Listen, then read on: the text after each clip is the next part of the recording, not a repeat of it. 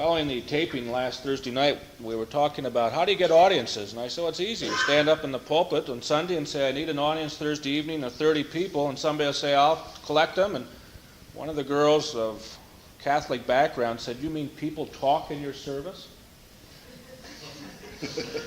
I said, unfortunately at times, but generally there's a very open atmosphere. And she said, I've never heard of a church where people felt like they could talk back.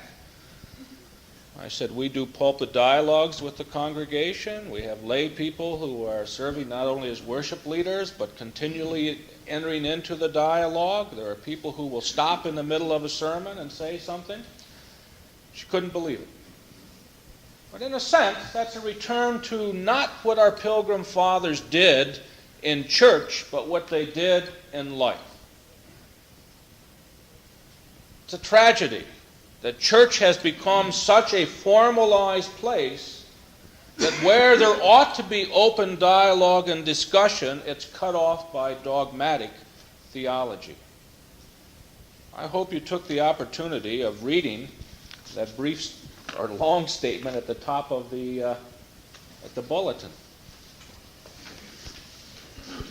Chancellor Besant is a writer. Quoting, Streeter more than once publicly stated that in young candidates for the ministry, keenness to serve and ability or promise of ability to serve intelligently were more important qualifications than dogmatic orthodoxy. Rigid dogmatic tests would keep out the able and the honest. They would not keep out the stupid and the dishonest, from whom the church had far more to fear. Now think about that. The problem with dogmatic theology is that it gives you not only the belief, but the limits to which you can probe that belief. It asks you as a human being not to engage in conversation and dialogue, one with the other and with God, but rather to be a listening, passive individual who is forced or told to accept a particular concept, and your freedom to ask is not to question that concept at all, but only to question how you might more brilliantly present it.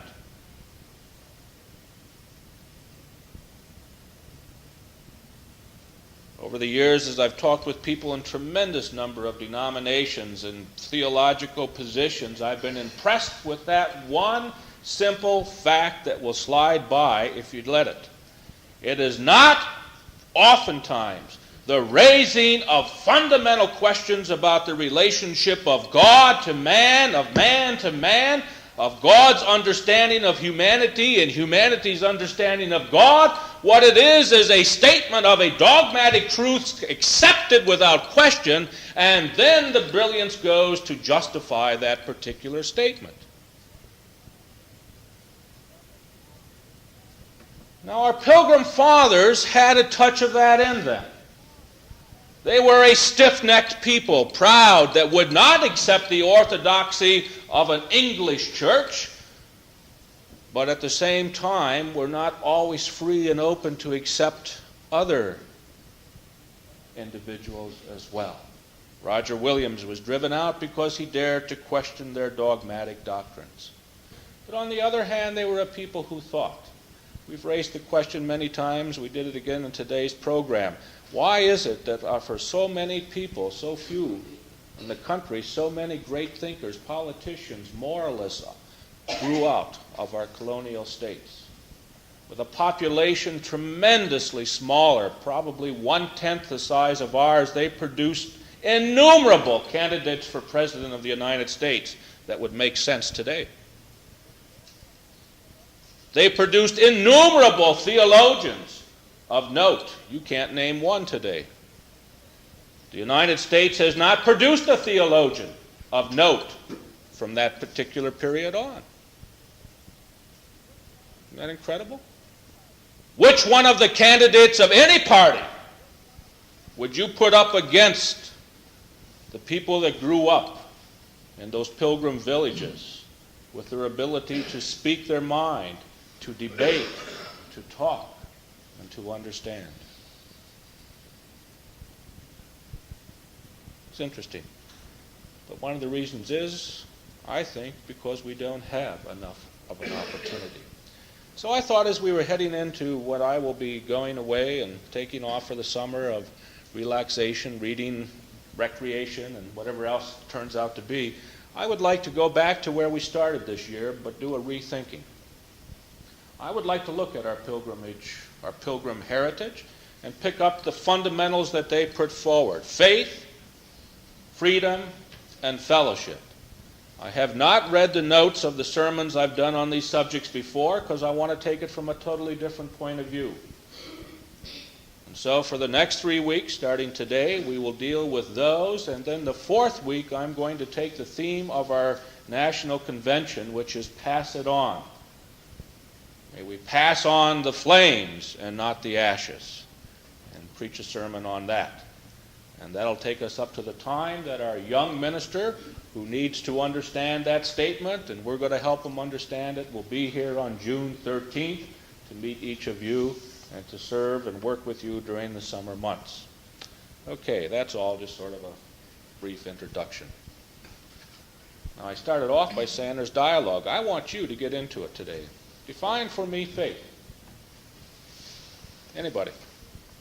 Somebody were to come up to say to you, are you a believer? And you said yes. What is your faith? How would you define it? What does your faith do for you? Would you define it in terms of how you apply it? Or would you be able to spell it out in a creedal statement? Would you define it in terms of a quest? In terms of a philosophy? In terms of a, I don't know? Anybody want to take a stab at defining faith? Okay.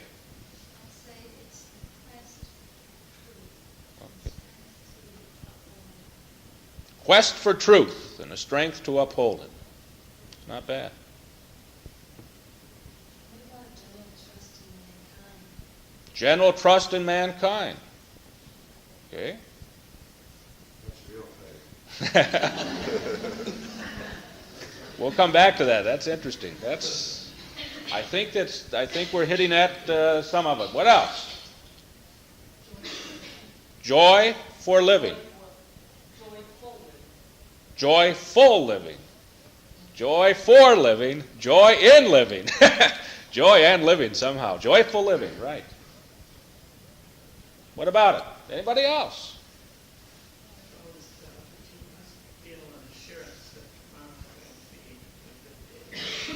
Hope. Assurance. Looking to the future with a certain ability to live beyond the moment. Very good. Jim, the confidence that I'm a child of God and He will give me strength to endure what I must endure. Confidence I am a child of God and that He will give me strength to endure what I must endure. It's interesting. It's fascinating. Jim Bishop in yesterday's Free Press. I read to you without comment because I think if you didn't see it, it'll hit you between the eyes. The most fascinating story of all time remains the same: God. It is the indecipherable infinite of all mysteries. The doubter shakes his fist to the sky and shouts, "Man invented God." And God whispers from the heavens, "I invented you." One of them is wrong. To determine which, we must die.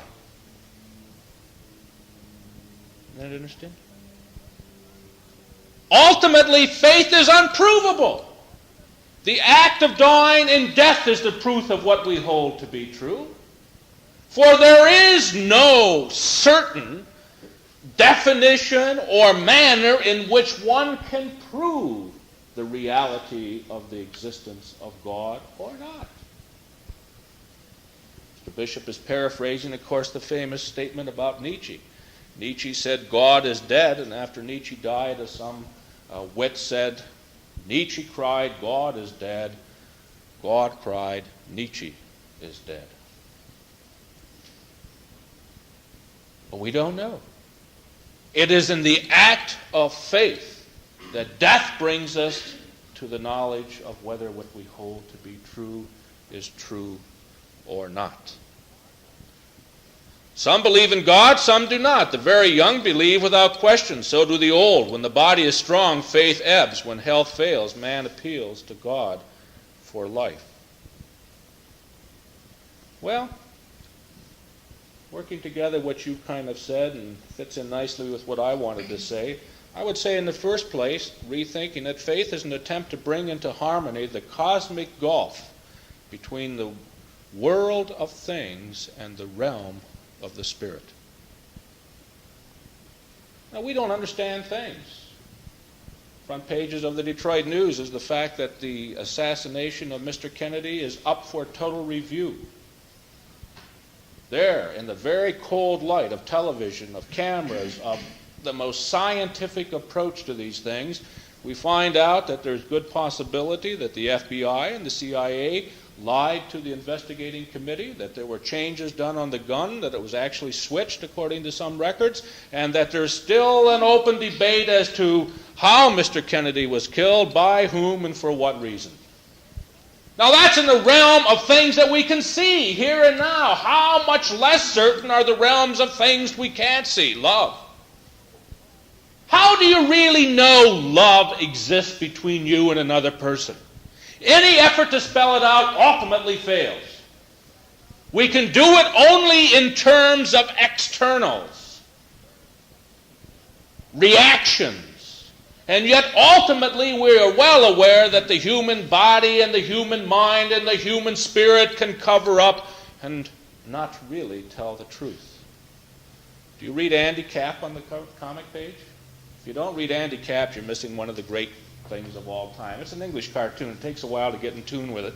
But Andy Capp is a loafer, a no-goodnik, who spends all of his time chasing up and down the bars while his poor wife tries to make ends meet. And Andy Capp has always got a story for the rent collector. In England, much of the housing is subsidized, and the rent collector is a government official who comes, and Andy's stories are always so good that the poor rent collector over a period of time finds himself believing them and never collecting the rent. So yesterday or the day before, they're standing in the bar and the rent collector is crying out his eyes. Shades of Matthew the tax collector, I thought as I saw this. Andy Capp standing down at the other end of the bar reading the newspaper, and the rent collector says, "Nobody loves me. I'm the most unloved, most hated, despised man in town." And Andy Capp says, "You're wrong. I love you." And the man looks up with a big smile on his face and then turns around and walks out crying. He said, "Oh, that's Andy Capp. He lies just for the practice of it."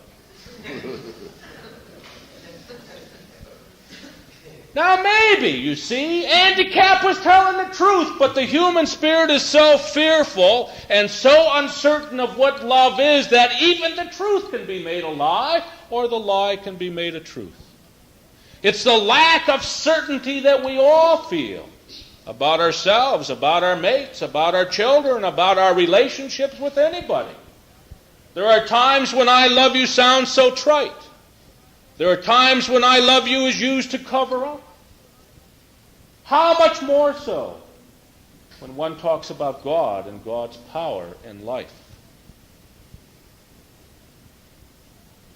Ultimately, it boils down to a personal response, the assurance that tomorrow will be there, and the assurance that I am a child of God, which is a personal assurance.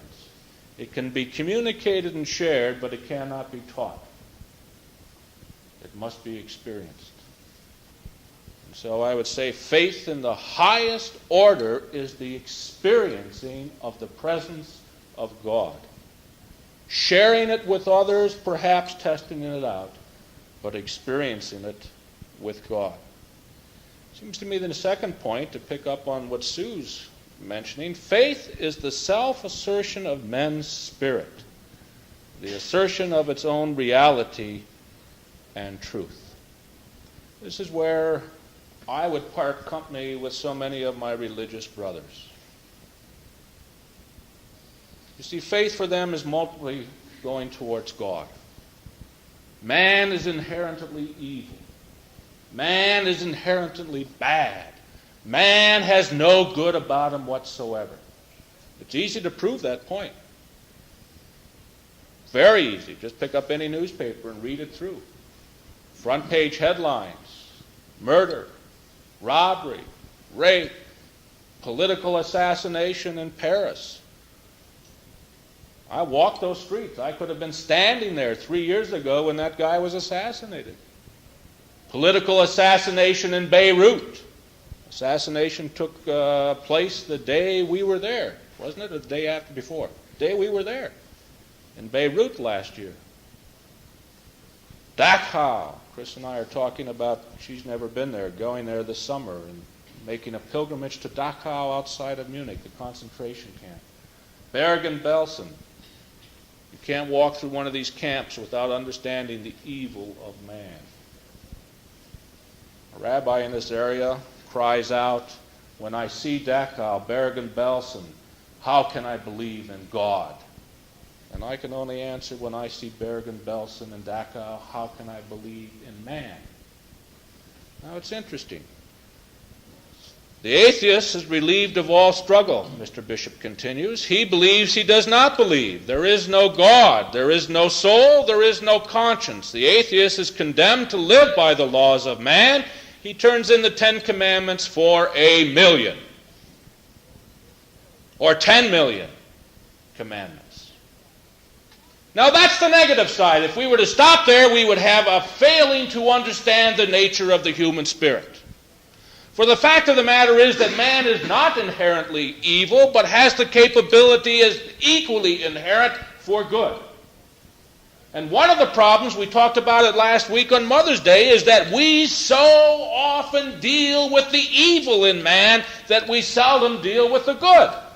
We always jump on our kids when they do something wrong. We seldom say anything when they do something right. We push them on and on and on. Do this, do this. Why are you being so bad today? I always say that to you, don't I, David? Why are you being so bad today? But I also try to say, I appreciate you did this today, don't I? Atta boy. Knock you into the middle of next week if you didn't say yes.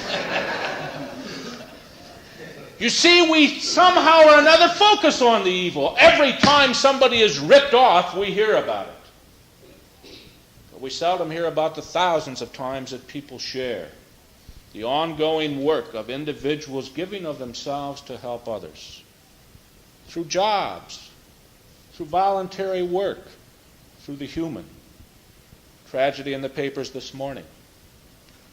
CB, Citizens Band Radio, has become the adult equivalent of the string with 2 cups on the end. It's all it is. It has become such a fad, it has no reality whatsoever. It's just a plaything, a toy, a more expensive toy for a generation in which money is no longer the basic thing. You go out and instead of spending $5 for the little bit of walkie-talkie kinds of things that we as kids thought were outrageously expensive, you spend $140 or $50 or $60 and put it in your car and run up and down the highway playing tag with each other and shouting over it. Now you know that to be true and you've seen it. So what happens is that the front pages are hit because an individual dying of a heart attack dies because his family can't get the people to give him a CB channel to call an ambulance. And on the CB channel, they're telling them to get off. They got more important things to talk about. I didn't read the whole article, but it's, advertised that you can talk about where the fish are biting, and that's really very important if you're a fisherman. That's more important. So if you got a guy on the phone that's telling you where the fish are biting, you don't want to worry about somebody calling an ambulance. Now that could be negative. That happens. It happened in Detroit. They formed the club. They're talking about cleaning it up a bit. But what doesn't happen is the number of times that works. If that family had gotten through on the CB and had gotten an ambulance and a doctor out and the man's life had been saved, it would never have made the papers. Right? So what are we? We're trapped. We are hearing the evil all the time because that's basically what we want, but we seldom hear the other side. And faith And the concept of God means that I have to assert faith in the human spirit as well. I cannot walk totally afraid in life. I must walk upright, facing all people. And so I think there's a concept of the assurance for tomorrow, the closeness of God, and the concept ultimately of my relationship with my fellow people, personhood. We could talk about that a great deal, because I have no understanding of the love of a person that is not tied into what they are as individuals. It's easy to love masses because you don't have to deal with them. It's easy to love all Christians because you never have to face them individually. It's easy to love all Africans or all Catholics or all whatever because you don't have to face them individually. What's difficult is to have to force yourself one by one individually, time and time again, to face individuals and to talk with them. It's one of the reasons I like this church. It's small. Never will be big until you get rid of me. And even then, 90% of you will be gone too, and the people that come in won't even worry about it. Because what we do is we want to keep that face-to-face kind of thing. Now, if you want to lose it, I can take you to a church not far from here where nobody knows who you are and they couldn't care less as long as you kick in a little bit. And you've seen churches like that, and you can stand up there and feel good because you went to church, but you are never probed by somebody that looks you in the eye and knows something about you. And you all know that I know something about you, even as you know something about me. And that's part of the excitement, isn't it? I know something about you. We talk as two people, even from the pulpit. We talk as two people because we've shared many things together. Now, you all got guilty looks on your faces. I know some good things about you. I don't know why. See why we feel that way? Should have said, yeah, you know some good things about me. But everybody said, uh-oh, and starts clicking off in the back. What could he possibly know? I know good things, okay? Faith is an effort also to translate the truth into the realities of our life. Now, finding the truth is difficult. But if we do have the chasm between the spirit and the mind and the physical, and we are trying to broach that, we're trying to take that which is part of up here and make it real in our lives. Basically, what we have.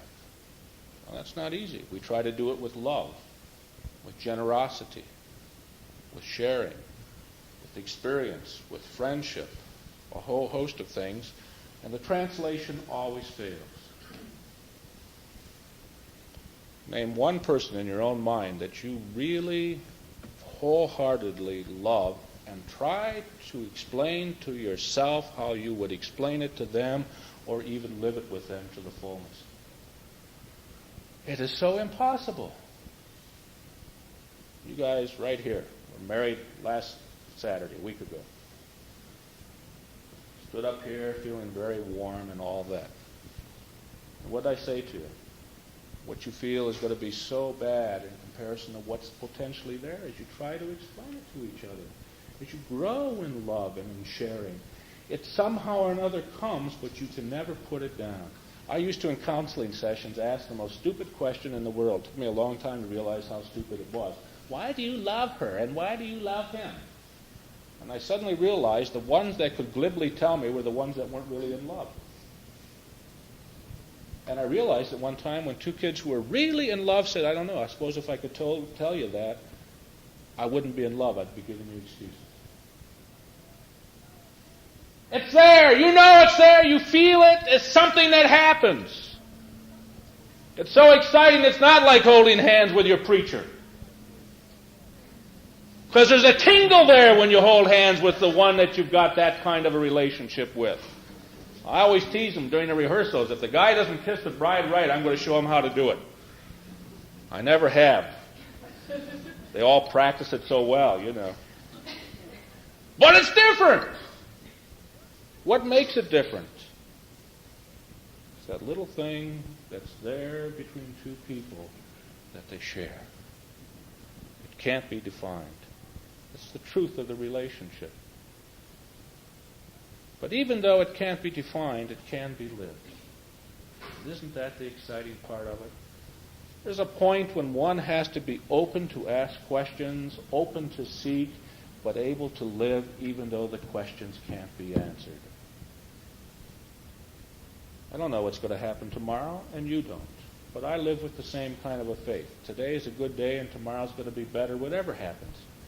Partly because as we grow in our own understanding of ourselves, and hopefully our relationship and understanding of God, whatever comes, we're better equipped day by day to handle it. That's the exciting part. It can't be translated for you. It can only be shared with you. There are no rules. Do this and this and this, and you will live a creative life. It can just be an inpouring of love. But ultimately, isn't that what the Christian message was? That God so loved the world, he poured love into it. And if that's the way God has approached us, how much more do we have an obligation to approach him and each other the same? Love one another even as I have loved you is a fundamental commandment. And it puts things in a different relationship. Faith, the first of the great keystones of our faith.